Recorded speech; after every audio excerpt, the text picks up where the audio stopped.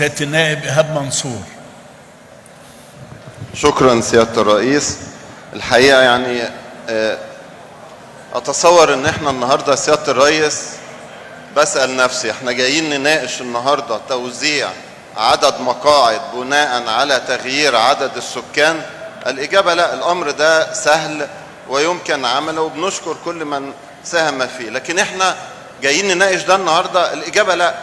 أنا شايف سيادة الرئيس إن إحنا جايين النهاردة نناقش مستقبل مصر السياسي، نظرة الشعب للانتخابات، مش بس في اللي جاية دي على طول، نظرة الشعب للانتخابات كمان 5 سنين هتكون ازاي؟ لما نيجي نتكلم على ده سيادة الرئيس، انا ابص الارقام بالنسبة لي كاشفة بتقول انه الناس عزفت عن هذه الانتخابات، لا تنظر لهذه الانتخابات انها تعبر عنها بصورة حقيقية، بصورة ما، لكن غير صورة حقيقية.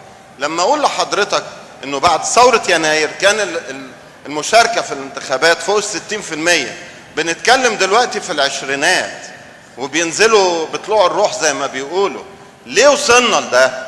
الناس بتفقد ثقتها في العملية. ليه؟ عايزة صوتها يقدر ويحترم. هدي أمثلة علشان نبقى بنقول أمثلة.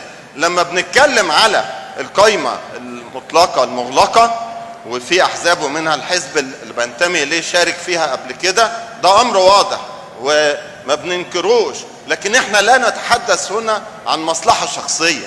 أنا لو هيحصل، وبقولها بكل ضمير، لو هيحصل انتخابات بأي نظام يرضي ويحسن المنظومة للشعب كله وأنا ما جيش، أهلا وسهلا، مش مهم، بس مستقبل البلد دي اللي بننظر إليه. لما النسب تقل بهذا الانحدار الكبير في هذه السنوات، نقول إن الناس بتفقد الثقة تدريجيا، ولازم نواجه ده علشان نحل. ليه؟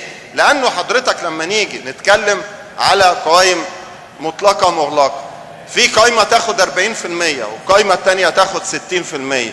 اللي نجح كل القائمة 100%، اللي جايبين 60%، اللي جايبين 40% كلهم سقطوا.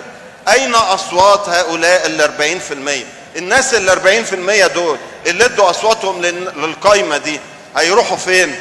حسوا انهم صفر. هل احنا عايزين نحسس جزء وشريحة كبيرة من الناس انهم صفر؟ الإجابة لا.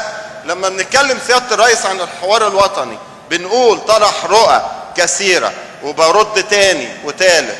القايمة النسبية اللي احنا بنؤيدها بيمكن منها تمكين النسب الدستورية، سواء المرأة، سواء المسيحيين، ذوي الإعاقة، المصريين بالخارج، بناء عليه كل النسب دي يا سيادة الرئيس يمكن تحقيقها من خلال القائمة النسبية، واتكلمنا عن ده كثيرا وفي أمثلة، بس عشان الوقت احنا بنقول يا سيادة الرئيس احنا النهاردة مش جايين نتكلم في توزيع مقاعد بناء على عدد سكان اختلف، احنا بنتكلم على مستقبل سياسي لمصر، مستقبل ينظر إليه الناس.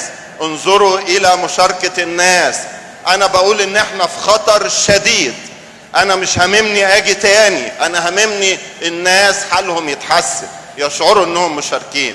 عشان أختم يا سيادة الرئيس باسمي وباسم الهيئة البرلمانية للحزب المصري الديمقراطي الاجتماعي، بعلن رفضي لمشروعين القانونين. شكرا.